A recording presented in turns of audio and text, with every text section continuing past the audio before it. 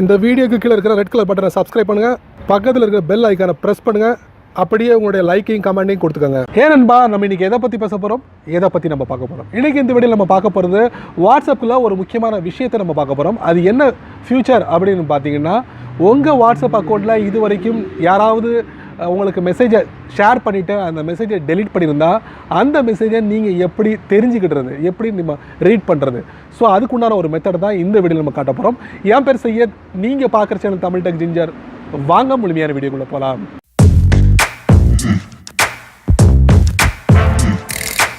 உங்களுடைய வாட்ஸ்அப் நண்பர் உங்களுக்கு ஒரு மெசேஜை ஷேர் பண்ணிவிட்டு வித்தின் செகண்டில் அவர் டெலீட் பண்ணிட்டார். ஸோ அந்த மெசேஜை நீங்கள் தெரிஞ்சுக்கிடணும் ஆவலாக இருந்தீங்கன்னா கண்டிப்பாக இந்த வீடியோவை முதல்ல இருந்து கடைசி வரைக்கும் ரொம்ப பொறுமையாக வாட்ச் பண்ணுங்கள். ஸோ அதில் உள்ள வரக்கூடிய விஷயங்களை உங்கள் ஆண்ட்ராய்ட் ஃபோனில் நீங்கள் அப்ளை பண்ண முடியும்.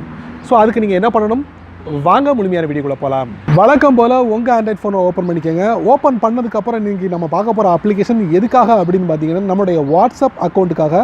ஸோ அந்த அப்ளிகேஷனை ப்ளே ஸ்டோர் போங்க, இந்த அப்ளிகேஷனை டவுன்லோட் பண்ணி இன்ஸ்டால் பண்ணிக்கோங்க.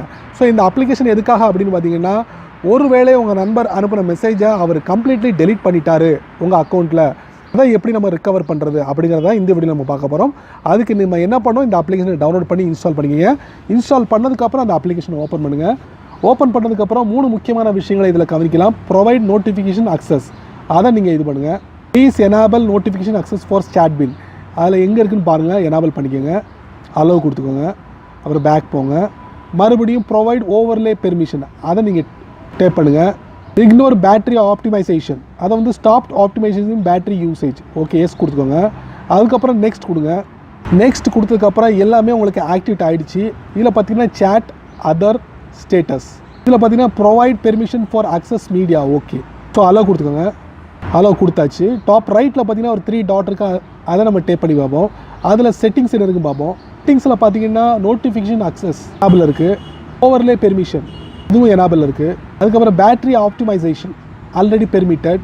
அப்புறம் பார்த்தீங்கன்னா நோட்டிஃபை மீ, எந்த ஒரு மெசேஜ் வந்துச்சுன்னா உடனே நோட்டிஃபை பண்ணுங்கள் அப்படிங்கிற ஒரு ஃபியூச்சர்.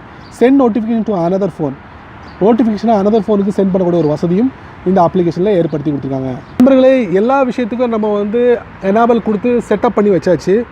இப்போ நம்ம என்ன பண்ண போகிறோம் அப்படின்னு பார்த்தீங்கன்னா, நம்மளுடைய வாட்ஸ்அப் அக்கௌண்ட்டில் ஏதாவது ஒரு மெசேஜ் வந்து யாராவது டெலீட் பண்ணியிருந்தாங்க, அதாவது உங்களோட காண்டாக்டில், அந்த மெசேஜை ஈஸியாக நம்ம ரீட் பண்ண முடியும், அதுவும் இந்த சாட் பின் அப்ளிகேஷன் மூலியமாக. நண்பர்களே, இந்த வீடியோவை ரொம்ப பொறுமையாக நீங்கள் வாட்ச் பண்ணியிருப்பீங்க.